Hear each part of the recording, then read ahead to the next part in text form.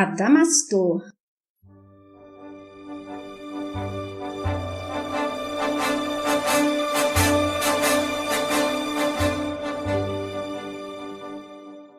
Ícaro redimido.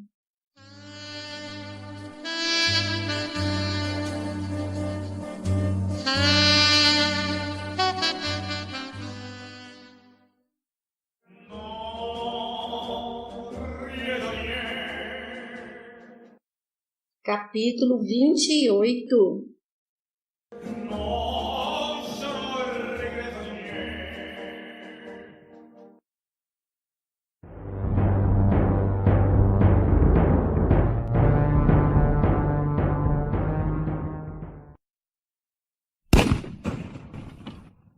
O Senhor dos Canhões.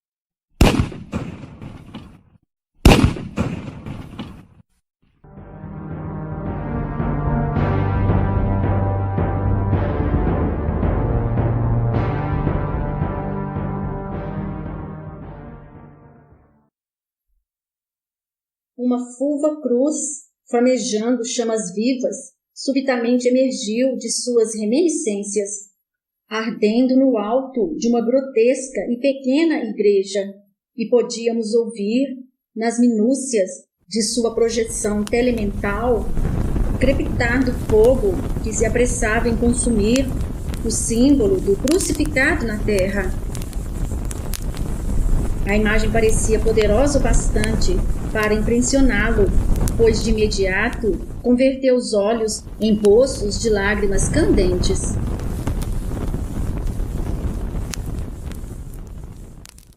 Como o quadro demorasse em sua tela mental, Heitor nos esclarecia. A cruz do Cristo arde infamante em sua memória até os dias de hoje, como a lhe exigir o reparo das ações escabrosas do passado e que desperte, enfim, para as luzes do Evangelho, abandonando os hediondos e lutuosos caminhos do ódio. Retrocedamos, contudo, um instante mais para compreender o que se passa. Um céu desbotado de cinzas paulatinamente se afigurava agora em sua tela mental, nimbado de presságios sombrios, como se feito para encenar horripilante espetáculo.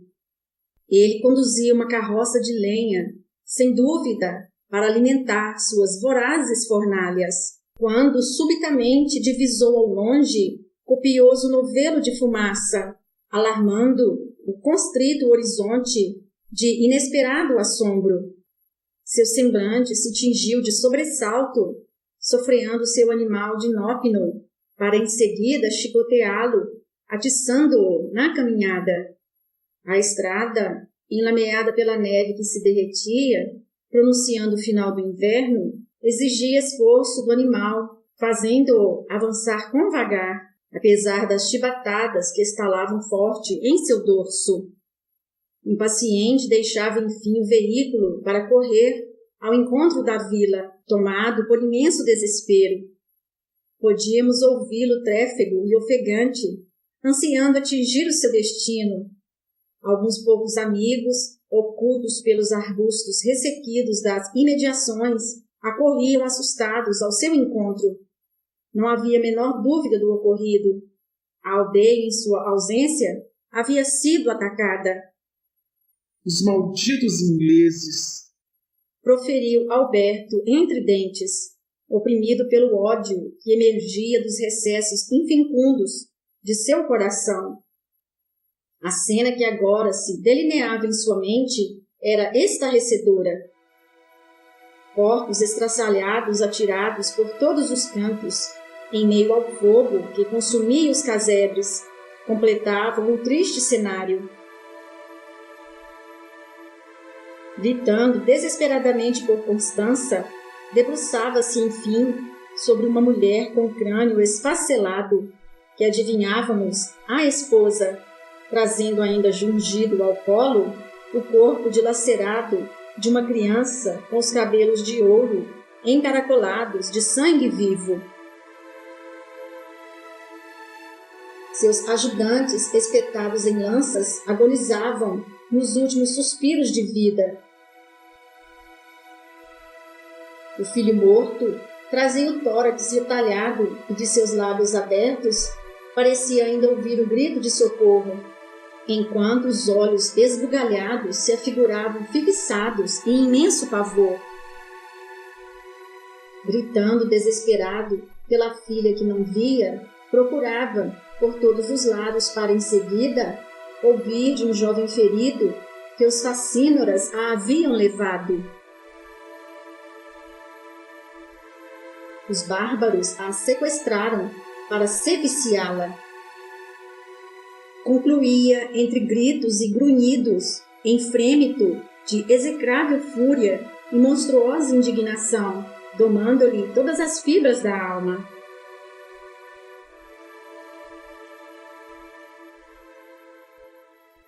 Ainda desfeito no furor das paixões mais vis que um homem pode nutrir, de joelhos, apertando ao peito a esposa dilacerada, seus olhos fixaram a cruz no cimo da pequena igreja, que tremulava em fogo vivo, irradiando o mágico convite ao evangelho divino.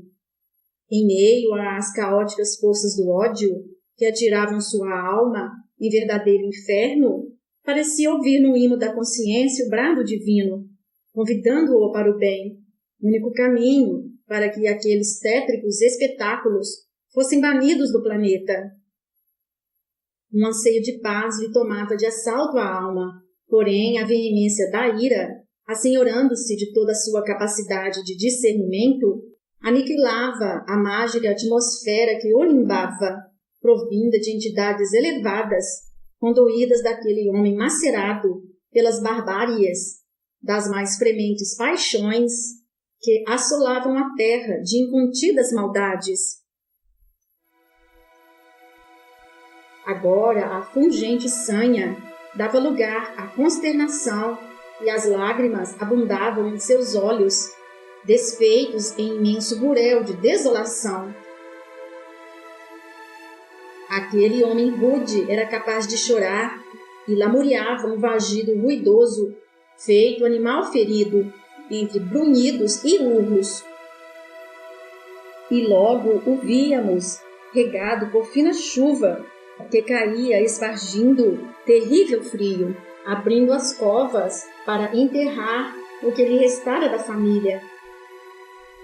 Sensibilizados pela chocante cena, podíamos sentir o alvor intenso que lhe assolava as costas molhadas, envergado no afã de terminar a penosa tarefa, enrijando-lhe os sentimentos na promessa de cruel vindita. Realmente era um quadro por demais comovente para nossos olhos, compungindo-nos as lágrimas, fazendo-nos recordar que todos, sem exceção, na rota dos séculos, protagonizamos dramas como aquele. Inundava meu ser do mais sincero desejo de ocultar das lembranças, arquivadas para sempre na memória espiritual, as máculas do passado assombroso que nos constrita e ainda nos encerra nos círculos da selvageria, obstaculizando-nos a entrada definitiva nas elíseas esferas da paz. Agradecia intimamente a Deus por hoje já possuir a bênção de pressentir as dores que ainda somos capazes de infligir a outrem, inibindo-nos o potencial de maldade que detemos por automatismo de arraigados hábitos. Emudecidos diante do cenário vivo, desfraldado para nossa análise, ouvimos Heitor continuar, com serenidade, a descrição do momento evocado. Eis apenas um dos isolados dramas que todos trazemos das tragédias humanas. Se agora o situamos na posição de vítima, não podemos esquecer, contudo, que no palco da vida invertemos constantemente nossos papéis, pois seguramente é a permanente atitude de algoz que nos faz meritórios das mesmas maldades que seríamos igualmente capazes de praticar se ocupássemos naquele momento o lugar de nossos verdugos. Agrada-nos, entretanto, registrar com intensidade o instante do mal que nos é imposto, e não de nossos erros, justificando assim todos os nossos equivocados atos de vingança, retendo-nos por tempo indeterminado nos círculos das ações e reações. Eis porque perdoar aos inimigos é o único meio de se evadir deste conúbio de ódio e dor. Não podemos olvidar que Zenon disseminava, com suas armas, o propósito de ferir e matar, esquecido de que o mestre nos asseverou que aquele que com a espada fere, com a espada será ferido. Nosso amigo, como era de se esperar, não atendeu naquele momento ao apelo sutil das forças superiores da vida que, sensibilizadas pela sua amarga experiência, convidavam-no aos caminhos do bem. Envenenado pelo fel da própria cólera, enceguecido pelo ódio, passou a alimentar impetuoso desejo de vingança. Reergueria sua oficina e construiria as mais terríveis armas, a fim de liquidar com seus atrozes inimigos. Atraiu com isso a atenção de formidandos acólitos das sombras, mercenários do mal, movidos pela mesma ira de retaliação. Espíritos inditosos que, encampando a vingança em monoteísmo e advogando a própria causa, faziam-se piores do que seus próprios algozes, protagonizando a destruição em massa.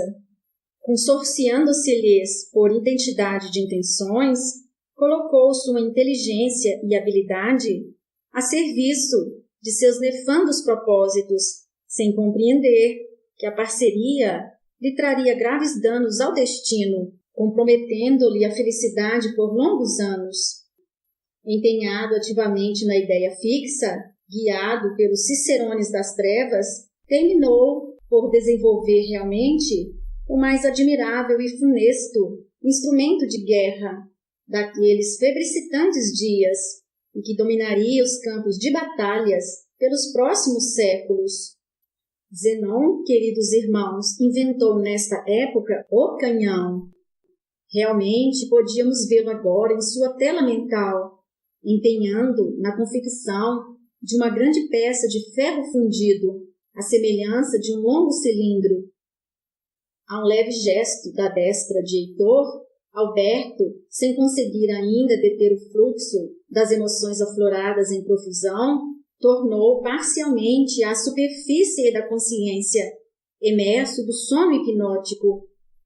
Perfeitamente ciente do que vivenciava e umedecido pelo êxtase das insofreáveis recordações, colocava-se atento às palavras magnetizantes de Heitor, que continuou a ler nas páginas vivas do passado. Embora a história não tenha registrado seu nome, Zenon pôde ser considerado de fato o criador do canhão.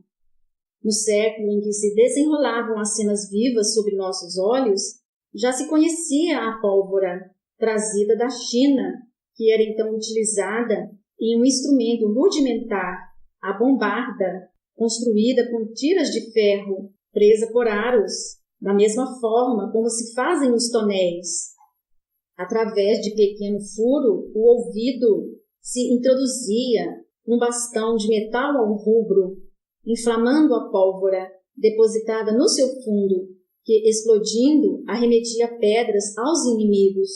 Zenon transformou esse primitivo instrumento em uma única e resistente peça cilíndrica fundida em ferro. Substituiu a haste em brasa pelo prático e rápido mecanismo do pavio e as pedras por esferas de ferro, perfeitamente ajustadas ao calibre da boca do canhão. Acomodou ainda a pólvora em pacotes de pano já prontos, a fim de agilizar a recarga, e o instalou sobre grandes rodas de carroça, facilitando o seu rápido transporte. Como podemos deduzir, nosso amigo aumentou a eficiência da rudimentar bombarda, transformando-a no canhão de prático uso em assaltos rápidos, popularizando-o como a mais formidável arma de guerra de seu tempo. E com exaltado orgulho, passou a se gabar como sendo o criador deste fantástico instrumento de destruição.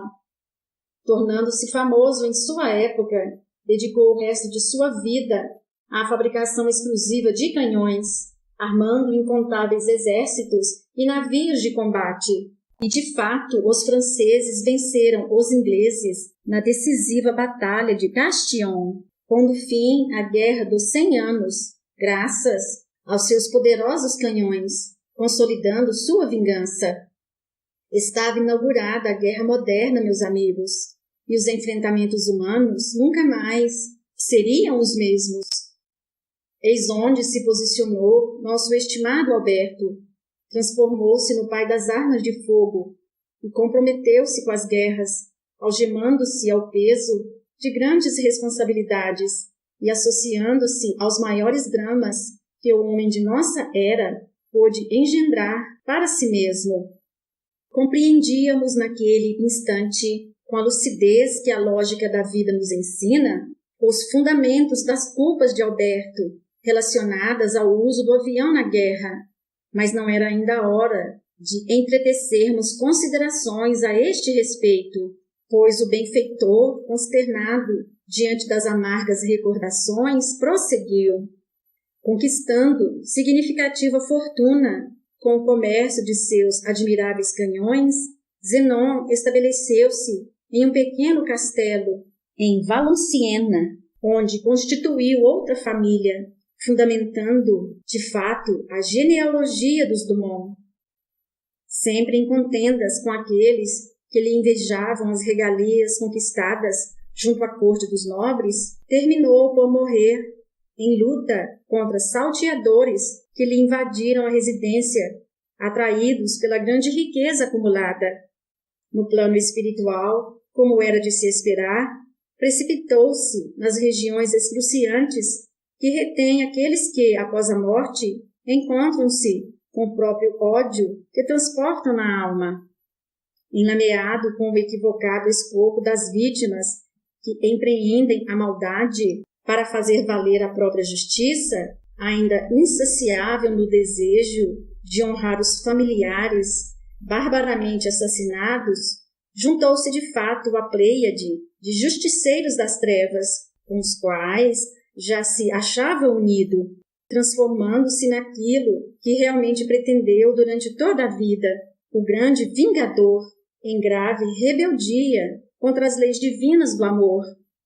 Ovacionado pelas hordas de espíritos guerreiros que, desde as regiões infernais do mundo espiritual inferior, já o admiravam, foi condecorado com o ignominioso título de Senhor dos Canhões.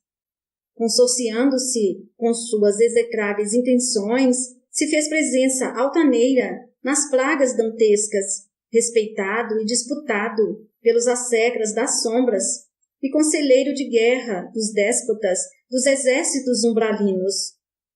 Um nome desconhecido dos homens, mas que se fundamentou como um fanal das batalhas no mundo dos espíritos, promovido a general das trevas, e se mantém na memória dos protagonistas da destruição, grafados nos proscênios sinistros que o tempo teima em não olvidar, eivando de ódios e dores o escoar dos séculos, até que transformemos nossa residência planetária em estância de paz e reduto dos mansos. Por anos perambulou o infeliz pelos escabrosos caminhos da guerra, espargindo devastação e lamentos em torno de seus passos. Continuou no plano espiritual, movendo atroz perseguição aos detestados ingleses, até o dia em que, extenuado, enfastiou-se de tanta vindita, atordoando-se com o tédio das maldades sem objetivo. Desejou com sinceridade evadir-se dos sangrentos campos de lutas infindas, librando-se dos pungentes dramas que pareciam não ter fim, quando então se fez permeável aos convites de Constança, a antiga esposa, que jamais o abandonara, e mesmo habitando o plano superior, tudo fazia para resgatá-lo dos báratros sombrios. Respondendo ao apelo feminino e aflito por reencontrar-se com a amada, que o incitava com promessas de uma vida feliz, o Senhor dos Canhões dignou-se então se curvar diante das forças superiores da vida suplicando por caminhos outros de paz, por onde palmilhar sua alma extenuada de dores. A cruz do Cordeiro finalmente reluzia em sua memória e um longo passado de batalha se findava. Entregou-se, enfim, aos propósitos do Cristo, terminando por convencer-se de que a intercessão divina é possível ainda, que para os secazes da impiedade. Ao desfazer, contudo, os véus do ódio que lhe compuscavam o coração, sua consciência foi assaltada por culpa imensa, um remorso indizível, reconhecendo-se o responsável pelas atrocidades das guerras que devastavam a casa planetária. Aflitivo pesar lhe sobrepujava toda a capacidade de acalmar a alma, onde ainda fervilhava a vileza das imensas crueldades disseminadas, e reverberava a dor dos inimigos, semeada nos campos das paixões insofreáveis das sevícias. Tinha imensa sede das blandícias de uma prece, ainda impossível de verter do coração insensibilizado na rudeza das más-vis atrocidades subhumanas de que se habituara a alimentar. Suas mais santas aspirações espirituais, suscitadas pela esposa, estavam sepultadas sob o guante de abjetas adversidades. Um único caminho se lhe estendia aos pés, entregar-se ao sacerdócio, renegando tudo que a vida podia lhe brindar de prazeres, dos quais não se julgava mais merecedor. A paz almejada não tinha preço, e cercear a consciência denegrida nos limites da renúncia monástica, refinando a alma empedernida nas sacrossantas libações da teologia, era a única forma de aplacar as imensas chagas abertas no espírito.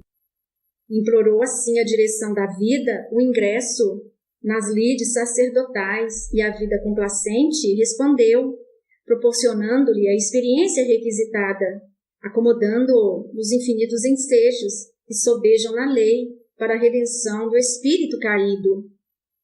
Ainda que anelando o retorno à família, Constança, abdicando-se por amor e ciente de que não poderia desfrutar das felicidades celestes sem compartilhá-las com o companheiro, segui-lo-ia no ministério religioso, a fim de fazer-lhe companhia à desdita, na esperança de conquistarem juntos os páramos luminescentes que vislumbrava. Reencontrar-se-iam em reencarnação posterior, a fim de reconstruírem o lar desfeito, quando a paz tornasse a visitar-lhes o coração, depois de reedificada a alma. Em meados do século XVII, ambos partiram para a nova aventura terrena, sob o beneplácito dos condutores espirituais e sob os olhos misericordiosos do Cristo, balsamizados por sacrossantas esperanças e agradecidos à providência divina, que jamais nega oportunidades de regeneração às ovelhas perdidas. Fim do capítulo.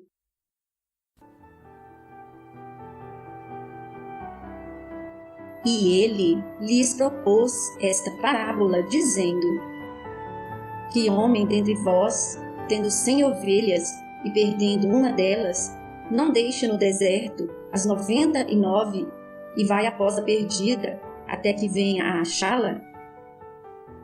E achando-a, a põe sobre os seus ombros jubiloso. E chegando a casa, convoca os amigos e vizinhos, dizendo-lhes: Alegrai-vos comigo, porque já achei a minha ovelha perdida. Digo-vos que assim haverá mais alegria no céu por um pecador que se arrepende do que por 99 justos que não necessitam de arrependimento. Lucas 15, versículos de 3 a 7.